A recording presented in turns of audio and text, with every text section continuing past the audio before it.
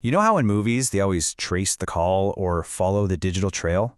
Well, forget all that. When a heist goes wireless, the attackers are basically ghosts, and the defenders, they're left trying to catch smoke.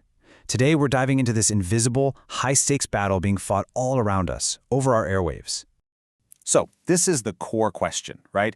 It's the one that keeps security experts up at night. You can't exactly dust for digital fingerprints when the point of entry is, well, everywhere and nowhere at the same time. The attacker is literally a ghost in the machine, riding on invisible radio waves.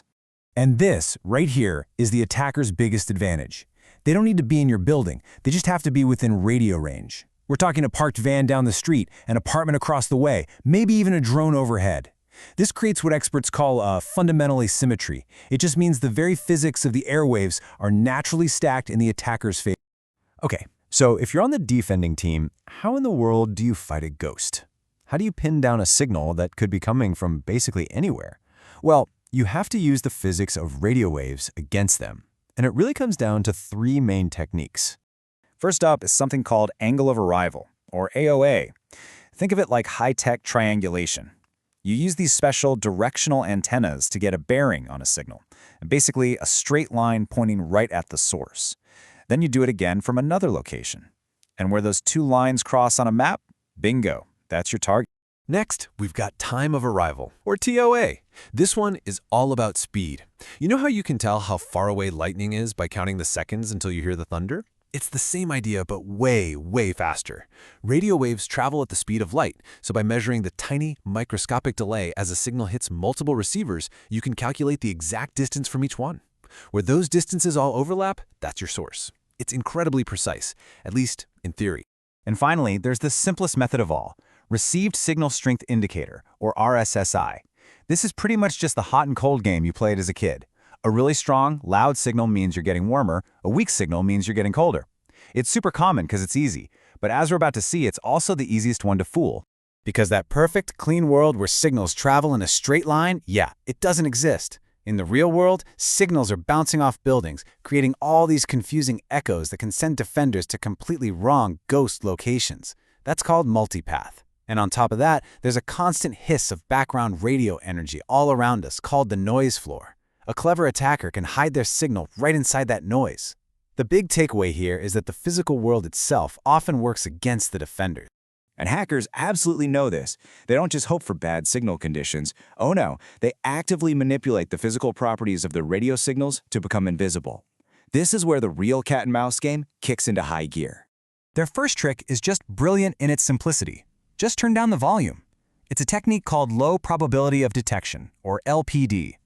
Instead of blasting a powerful signal that anyone can see, an attacker uses just enough power to reach their target and no more.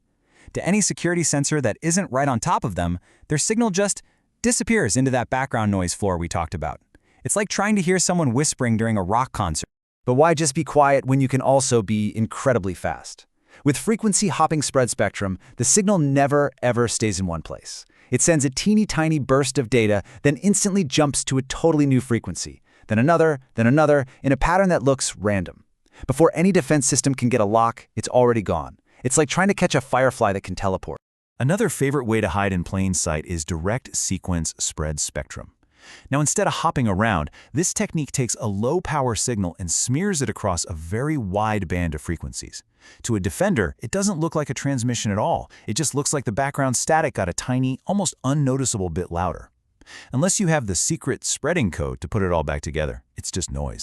But really, the attacker's ultimate get-out-of-jail-free card is mobility.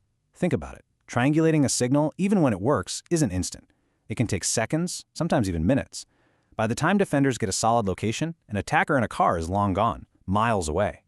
The data is instantly useless, and the hunt becomes next to impossible.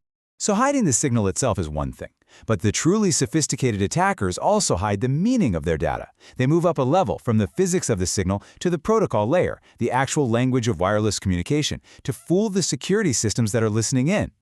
So imagine a wireless security system is like a guard who's been given one very specific order. Watch out for the phrase, launch attack payload. If you see that exact string of text, sound the alarm. Pretty simple, right?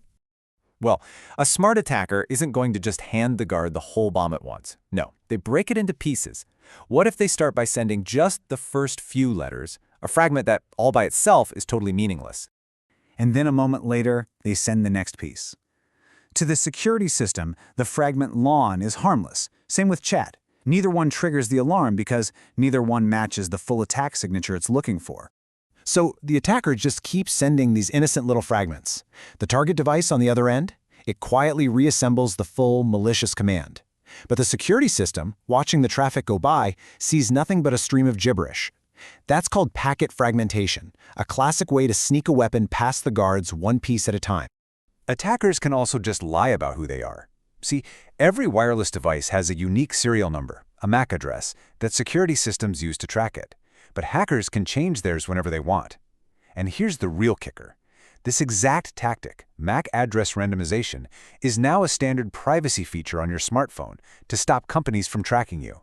It's great for your privacy, but it also gives attackers the perfect cover in a huge crowd of constantly changing identities. So what you end up with is this constant escalating arms race. For every clever new detection method the defenders come up with, the attackers find an even more clever way to stay invisible. It's a never-ending chase. And it all comes back to a core truth, something experts say all the time. The physics of radio waves creates a fundamental asymmetry that favors the attacker. The person who's trying to hide just has a natural, built-in advantage. And the defenders? They're always playing catch-up. As everything, and I mean everything, from our cars to our coffee makers to our power grids goes wireless, this invisible battlefield is getting bigger every single day. The techniques we've just talked about, they're really just the beginning, which leaves us with one pretty critical question. In this high-tech war of invisibility, who's actually winning?